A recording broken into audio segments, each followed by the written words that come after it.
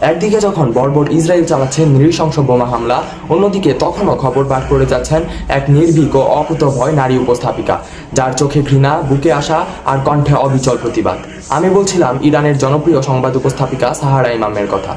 গত 16 জুন সোমবার ইরানে ইসরায়েলের বোমা হামলার সময়ও সম্প্রচার চলছিল ইরানের রাষ্ট্রীয় গণমাধ্যম Islamic Republic of Iran broadcasting IRIB এর কার্যালয়ে। বোমার শব্দে যখন চারিপাশ আতঙ্কিত, তখনও তৃপ্ত কণ্ঠে খবর পাঠ করছিলেন ইরানের জনপ্রিয় সংবাদ উপস্থাপিকা সাহারা ইমাম। আর তখনই একটি মিসাইল এসে আছড়ে পড়ে সম্প্রচার কেন্দ্রে। আর তখনও বিচলিত না হয়ে স্বাভাবিকভাবেই সেট থেকে উঠে যান তিনি। আর কিছুক্ষণ পর আবার সম্প্রচারে ফিরেন তিনি, তখনও একই সুরে গেয়ে যান প্রতিবাদের গান। ইসরায়েলের এমন নারকীয় বর্বর বোমা হামলাও তার প্রতিবাদী কণ্ঠকে এক চুল দাবিয়ে রাখতে পারেনি। মুহূর্তেই এই ভিডিও ক্লিপগুলো ছড়িয়ে পড়ে সোশ্যাল মিডিয়ায়। সকলেই তার সাহসিকতা ও পেশাদারিত্বের জন্য প্রশংসা করে ও অভিনন্দন জানায়। ভিডিওটি ভালো লাগলে একটি লাইক দিয়ে চ্যানেলটি সাবস্ক্রাইব করে দিন।